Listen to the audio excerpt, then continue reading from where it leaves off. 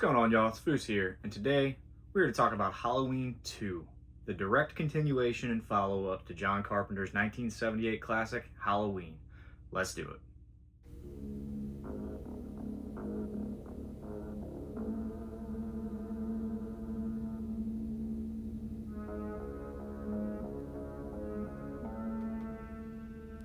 What's going on, y'all? It's Foose here. Today we're going to talk about Halloween 2. Before we dive into it, though, big thank you to anybody that's been helping out the channel. We recently had some good reactions to the Nightmare on Elm Street review as well as the Friday the 13th review. So big thanks there. Appreciate y'all. Well, let's go ahead and dive into this one. Halloween 2 would be released in October of 1981. Again, this would be written by John Carpenter and Deborah Hill.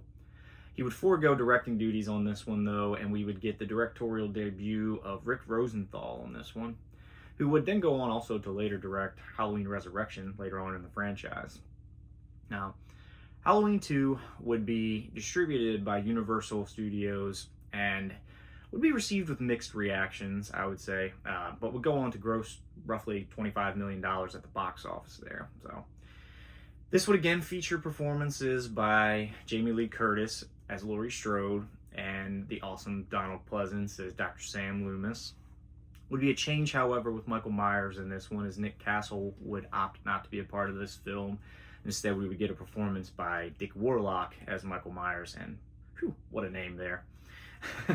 So this film would pick up basically right after Loomis fires 6 shots into Michael Myers and goes over and Michael's gone. So this would be basically a direct continuation of that same night that he came home. Laurie would be taken off to Haddonfield Memorial Hospital, and Michael Myers would basically just disappear into the darkness of the town. Go on to leave a trail of bodies in his wake as he would pursue Laurie throughout this film all the way to Haddonfield Memorial Hospital, where we would then get all of our parties back together, as Loomis throughout most of this movie is again aiding and informing the townsfolk and the law enforcement, trying to help them find Michael and continuing to explain the evil that is, currently prowling their town. Ultimately, this would lead to our final conclusion with the 3 of these characters in an explosive finale, no pun intended. And we'd also learn towards the end of this one our familial connection that we have between Laurie and Michael, where we find out that Laurie is indeed Michael's sister, and that kind of reframes our whole motive for Michael Myers at the end of this film. So that's what we got on this one. We're going to go ahead and, as usual, dive into some positives here first on this one.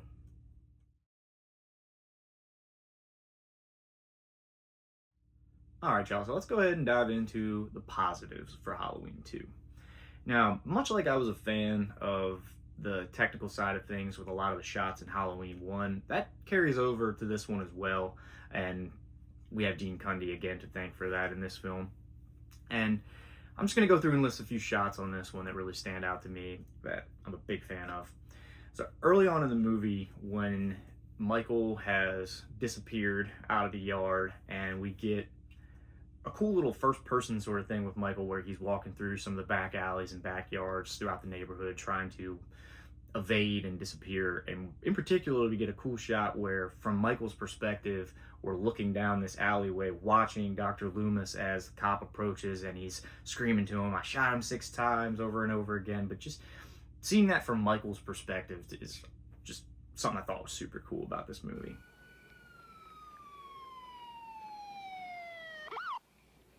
I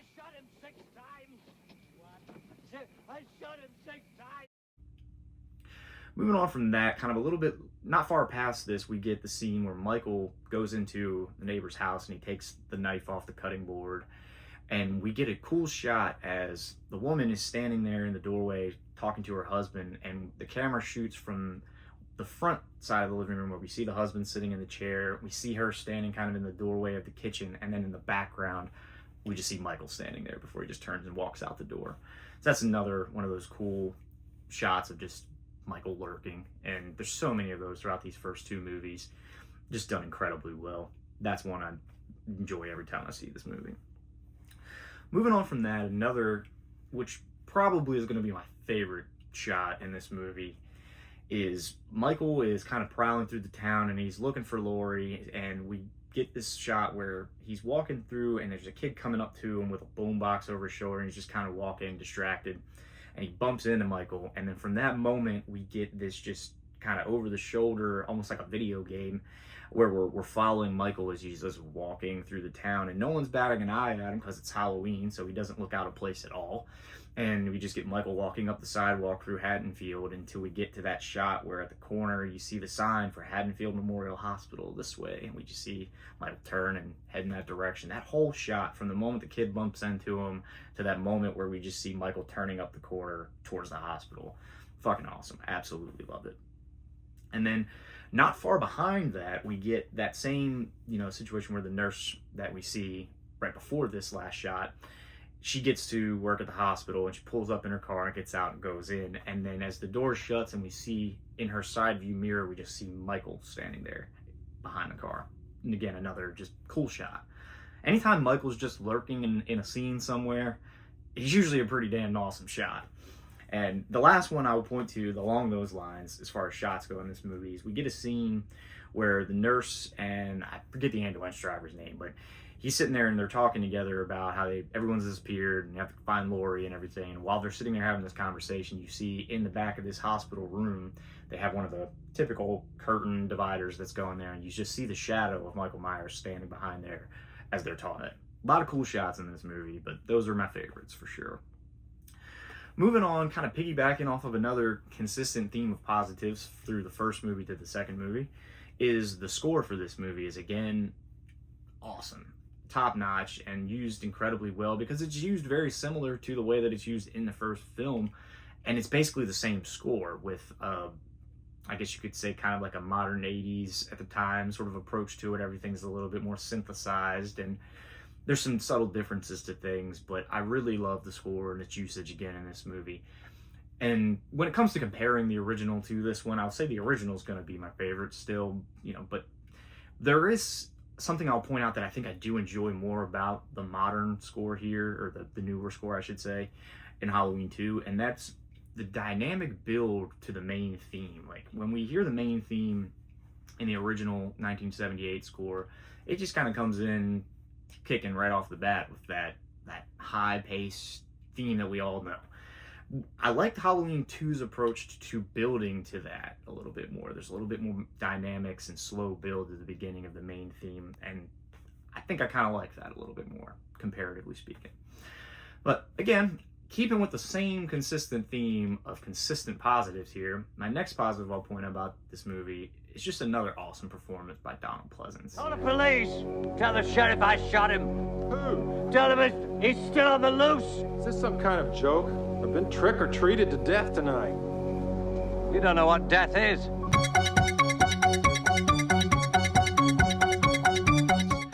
And it's a lot of the same stuff that we get out of him in the first movie, admittedly. A lot of the same rhetoric about Michael and, and evil and all of this and that. But I could listen to Donald Pleasence as Sam Loomis talk about Michael Myers for 2 hours straight, and it would be entertaining the whole time. So he's just another phenomenal part of this movie.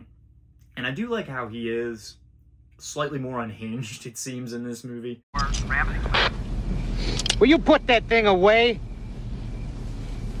Shooting Michael at the end of the first one and having him just get up and walk away clearly has some effect on Sam Loomis, because he is, particularly I think of the moment where they're driving in the car and we see what we think is Michael Myers, which obviously it's not. We learned it's Ben.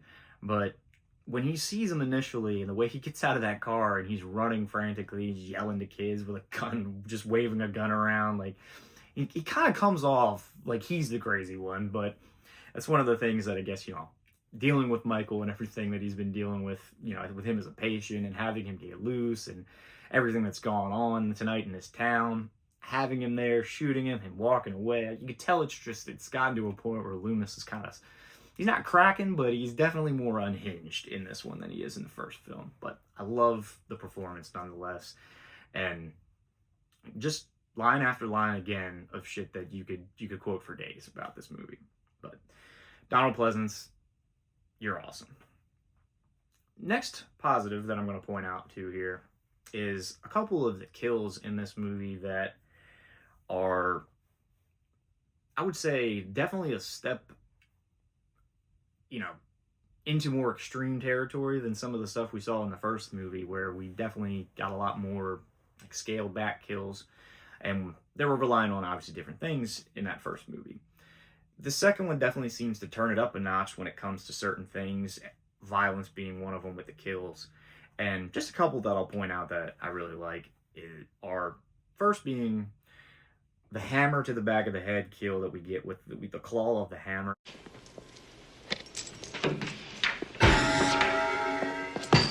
And now we get this out of two movies that came out in this year of competing franchises, I guess, for lack of a better word, where we see the same kill essentially in Friday the 13th Part 2 as well. Now, I don't know as far as the timeline of productions how all that lines out, if we can make any assumptions that one borrowed from the other, but nonetheless, we get a pretty damn similar kill in both movies. But it's awesome in both movies, so I'm here for it. Another one I'm going to point out, and this, maybe I'll, as I'm going through the rest of these movies and reviewing them, I'll realize subsequently that I was wrong and it's further down than I think. But as of my thoughts recording this now, I will say probably one of my favorite kills in the Halloween franchise happens in this movie, and that's when we get our nurse and Bud, who are sneaking off for a little bit of a Friday the 13th style fun, I'm going to call it here. And Bud has to get up and he goes out because the hot tub water is too hot. He's got to go turn the stuff down. While out there attempting to turn it down, he gets picked off by Michael in an awesome fashion because we see it from the other room and it's quiet. We don't hear anything that's going on. So it's kind of this awesome little in the background sort of thing that happens with Bud there. And Michael then proceeds to turn the water up on this hot tub to dangerous levels, scalding levels of hot water here, and follows into this room and attacks our nurse that was waiting for Bud to come back, and proceeds to kill her by drowning her in this scalding hot water. And drowning is in and of itself already just a horrifying way to imagine going out. To imagine drowning in scalding hot water, I mean, that's pretty damn brutal.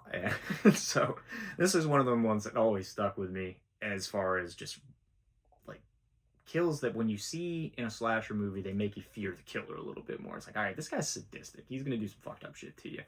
And this one, again, as I rewatch the later sequels, maybe this might fall further down the list. But right now, I'm going to say this is in top contention for my top few favorite kills probably from this whole franchise. But moving on from that, I will say my last and final positive I'll point out for Halloween 2 is I enjoy Dick Warlock's approach to Michael Myers here.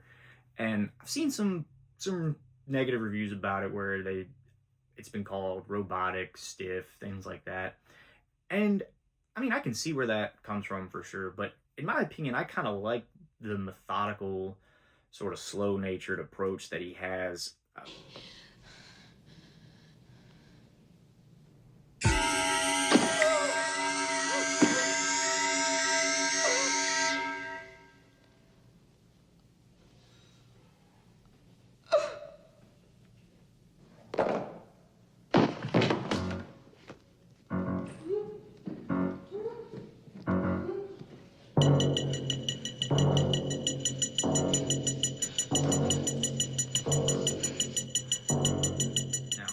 That's all I got on positives for it, so I'm going to go ahead and we'll transition over to the few negatives that we've got on this one.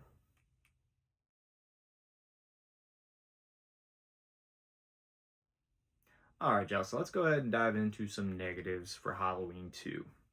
Now, I'm going to get this one out of the way right off the bat and just air this one out now. First negative I've got for Halloween 2 is the mask. And I am never going to be a fan of a Michael Myers mask that shows Michael's eyes.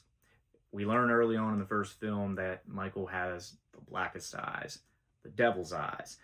I don't want to see bright white pupils staring back at me here through a Michael Myers mask. So, not a fan of the decision to show Michael's eyes through the mask. I feel like that's a misstep that they've made a couple times throughout this franchise, and I don't know why they ever decide to do it. So that's my first negative that I'm going to point out here on this one. Moving on from that one, another negative I'm going to point out much like Scream 3's issue with Sidney Prescott being MIA for most of the movie up until the third act, I feel like Halloween 2 kind of commits that same sin here. Whereas Laurie is basically relegated in this movie to the flashback opening scene, being just dead and quiet, essentially, on a hospital gurney throughout a couple little snippets throughout, all the way up until she finally goes into full gear at the end of the movie. But basically, we don't get hardly anything out of Laurie Strode in this movie until the final act. And, I don't know that there's a lot that you needed to do necessarily with her. I just would have preferred to see who's supposed to be my main protagonist in the movie a little bit more. And I mean, I love spending time with Sam Loomis. That's great and all, but I felt like there should have been more of Laurie throughout this movie as opposed to just flashback opening scene. You see her in the hospital a couple times, and then, all right, we'll pull her out of the cupboard when it's time for the third act for her to run from Michael Myers. So that's a negative that I've got for this one. And I'll go ahead and move on to my next negative here that I've got. And this is maybe just a nitpick thing that I just don't like, but this movie did a little bit too much with Michael Myers somehow having some sort of medical training. We have two different kills in here where Michael ends up killing these people with some type of drug that he is injecting them with a syringe. Not sure why Michael has a lot of knowledge of how to dose people to death. And then there's another scene where we see Michael hook an IV up. Well, we don't see him do it, it's off screen, but we see that Michael has hooked an IV up to somebody and basically let all of their blood drain out. These seem, I don't know, to me like they are not Michael Myers-esque kills from what I expect Michael Myers to do. Not a big fan of the whole, hey, Michael's got medical training side of this movie, but maybe that's just me. Moving on here, I'm going to point out the scene that shows Michael has gone to the school where they show up and we realize Michael's been here and he's stabbed a picture and he's wrote Samhain on the board in what looks like blood. Reason I don't enjoy this scene, not that we don't end up getting, more awesome dialogue out of Sam Loomis because of it, as he's later explaining Samhain in the car and all that. I just don't like anything that is giving Michael Myers more depth and motive, essentially. So him going into this classroom and writing this on the wall, it's telling me that, okay, Michael is thinking about something more profound in the actions that he's committing here. And I don't like that. I just want Michael Myers to be evil for the sake of evil, out here just killing people that were in the wrong place at the right time that he decided he wanted to stalk and kill. That's the Michael Myers I want. And so this scene is not a positive for me because it takes us in the opposite direction of that. Which leads me to my last negative for Halloween 2, which, to be fair, I will say is kind of a mixed negative. There's a way this could be interpreted as positive and negative. So I'll be fair in the way that I say this. And that's the brother-sister angle. Now, if we're looking at this from Laurie's character's perspective, I could see this as a positive because it adds more stake in the game for her. She has more gravity as a character with this, familial connection to Michael Myers. So from that aspect, I get it, and I can understand the value. But, as I kind of have alluded to with my previous point, I am not a fan of giving Michael Myers motives. And adding the brother-sister angle thing completely takes away the motiveless evil that we created with the first film. And I'm just not a fan of that. It takes away some of the fear factor of Michael Myers when you're telling me, oh, the only reason he's stalking this girl is because it's his sister. And he killed his one sister, so now he wants to kill the other one. It's like, okay, now I have an understanding of what's driving this person now, and I don't fear it quite the same as I did when I thought, oh, this is Michael Myers. He snapped as a kid, and he's just been staring at a wall for 15 years, and apparently he's decided he wants to kill again now. And, he was driving through Haddonfield, and he saw some kids walking home, and he decided, hey, look, they look like a bunch of cool victims. Let me stalk them and kill them tonight. I liked that much more. So the whole brother-sister thing, just, I don't know, for me, it takes away from Michael Myers. Not the biggest fan of it. And if you're gonna do it, And I know this is a point that other people have made for sure. So I know I'm not alone on this sentiment. If we're gonna have the brother sister angle, then we probably should have had a more, I don't know, more gravity to the way that it was presented to the audience. We basically get this knowledge in a passing throwaway scene where the lady is sitting here talking to Dr. Loomis, and she just mentions it. Oh, we didn't tell you everything that was in the file. That's actually, that Laurie Strode girl is Michael's sister. That girl, that Strode girl, that's Michael Myers' sister. She was born 2 years before he was committed. 2 years after, his parents died and she was adopted by the Strodes. They requested that the records be sealed in order to protect the family. She just don't see what he's doing here in Haddonfield. He killed one sister 15 years ago. Now he's trying to kill the other. Tonight, after I shot him, where did they take her? Oh, okay, shit. Well, that's a big wrench in things now that we're just going to drop in here casually. And then we never even see Laurie find this information out at any point either throughout the movie. It's just kind of told. We get it as, you know, from an audience perspective. We know Dr. Loomis knows now. We never see Laurie find out. So I feel like that's a huge miss there. And I don't feel like I'm unique in this opinion of disliking this angle. I mean, the man himself, John Carpenter, has come out at this point and says he regretted the brother-sister angle himself. So, yeah, don't think it's a unique opinion. But for me, I just dislike it because of what it takes away from Michael Myers. Not as much what it adds for Laurie or any of that type of stuff. I just want Michael to be a certain kind of entity. And adding these extra layers definitely takes a little bit of that involved for me. But that's what I've got on the negatives here. We'll go ahead and we're going to wrap this up with a few final thoughts and get out of here.